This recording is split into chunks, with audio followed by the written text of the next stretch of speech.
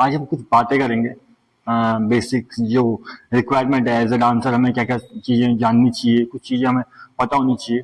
ठीक है, जब भी हम मान लीजिए हमने अभी डांस करना स्टार्ट किया है, तो जो हमारे लिए सबसे ज़्यादा इम्पोर्टेंट चीज़ है कि हमें किस चीज़ों पर ध्यान देना चाहिए। तो बेसिक जो फर्स्ट थिंग है, हमें हमें हम, हमें हम, हमारा वार्म अप कभी भी स्किप नहीं करना है। ठीक है, warm up and cool down कभी भी स्किप नहीं करना है। ठीक है, ये डेली होना चाहिए।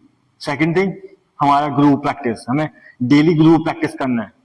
रोज कम से कम आधा घंटा डेली ग्रुप प्रैक्टिस होना चाहिए। डिफरेंट काइंड ऑफ म्यूजिक, अलग अलग म्यूजिक लीजिए, उनके साथ ग्रुप को प्रैक्टिस कीजिए। ठीक है, और सिर्फ स्टेबल होकर प्रैक्टिस मत कीजिए कि सिर्फ एक जगह पे मूव कर रहे हैं और सिर्फ एक ही जगह पे खड़े होकर मूव कर रहे हैं, वो नहीं होना चाहिए। आपके पास जितना भी बड़ा रूम है या जितनी भी एरिया है, उसको कोशिश कीजिए कि उसको कंप्लीट कवर कीजिए, उस हॉल का पूरा एरिया कवर करने की कोशिश कीजिए। ठीक है, उसके अलावा हमें एक ही टाइप का म्यूजिक नहीं सुनना है। कोशिश कीजिए कि आप म्यूजिक के अलग अलग जॉनर्स पर डांस कर सके।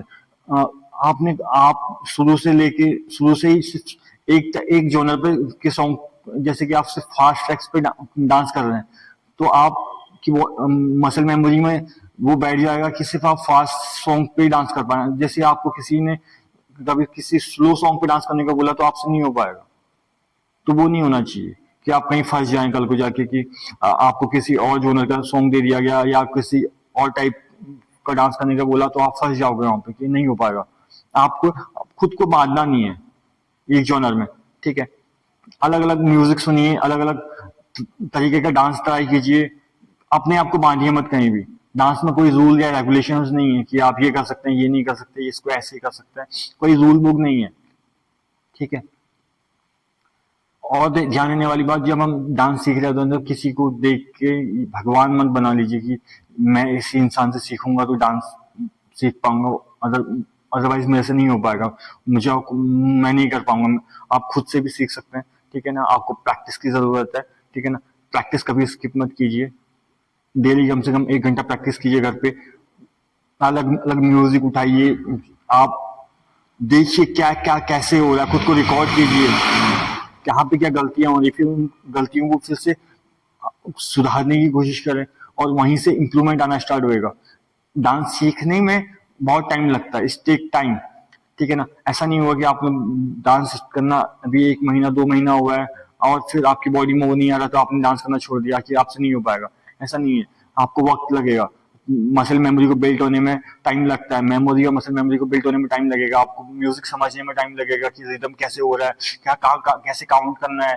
ठीक है ना, बॉडी को कैसे मूव करना है, आपकी बॉडी को भी उस चीजों को सब एडेप्ट करने में टाइम लगेगा। ठीक है ना, तो इसमें वक्त लगता है। आप जितनी ज्यादा प्रैक्टिस करेंगे आपके लिए उतना उतना कम टाइम में आप ये सब चीजें सीख पाएंगे।